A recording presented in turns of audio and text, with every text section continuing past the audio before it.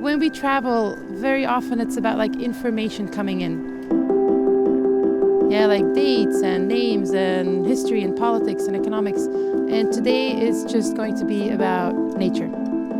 And very simply being in nature.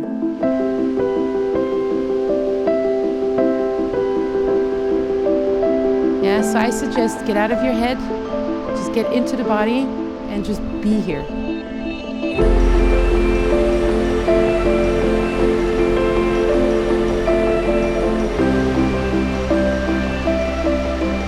This will forever stay with me.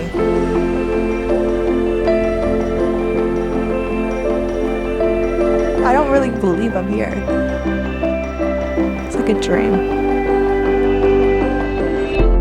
Welcome to Iceland. So my name is Vanessa. Officially I'm your tour director. I have just renamed it and I call it Travel Buddy. So I will be your travel buddy and we're gonna go and explore. We're gonna go into these first Icelandic experiences.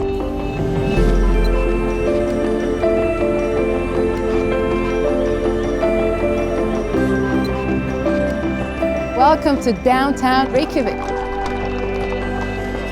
You can spot this church from everywhere in the city. Check out the columns that go all the way up. You will see this exact same shape, but in nature.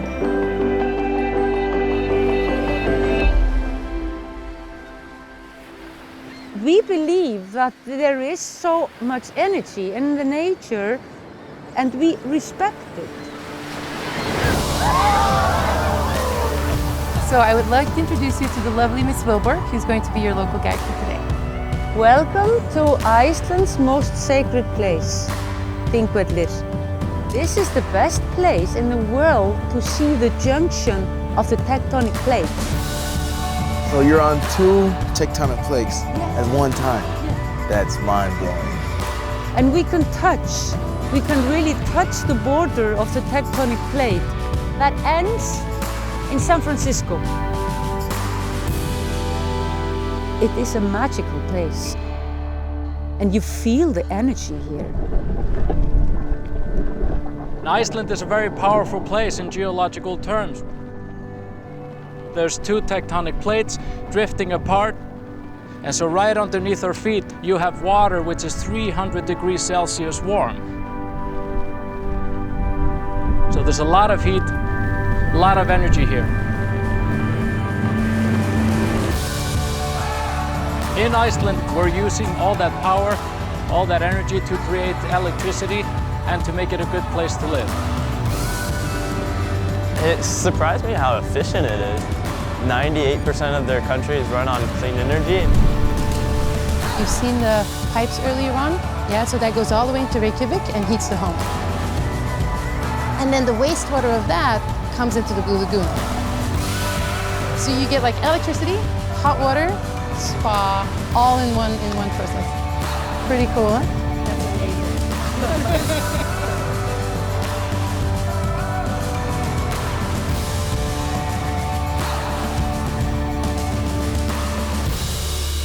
I feel like a lot of people say it's not the destination, it's the journey. And this is like the first time I ever really understood that. There's a lot of things in life that I take for granted and don't really experience. And now it's like, I'm like 100% present, like physically, mentally one with nature. My first hike in my whole life was in Iceland on a glacier. I don't want to forget this.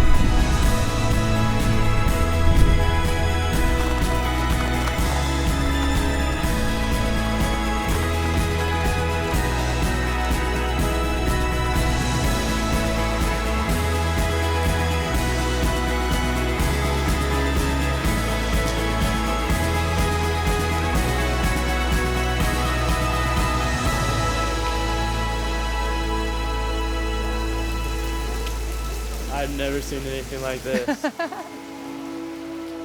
Behind you here in the distance, you can see the cafe where we started. Glacier was covering that 20 years ago. The landscape around here has changed a lot. What can we do about this melting when it's such a large problem internationally? Like, it really unites all of us as like we're one world. I'm really just getting a different perspective on what it's like to be a part of this world, and live in solidarity with everyone else. It's crazy to think how this is our classroom, and once we all leave, in some ways we are the teachers. I think it's very important that you go out into the world and you travel and you take. You take, and you absorb, and wow, and you learn. Like, what is the life if we're not growing, if we're not learning? But I think then comes a time that from everything that you've taken and that you've learned, you give back and you share it. It's often when we give that we receive the biggest gifts.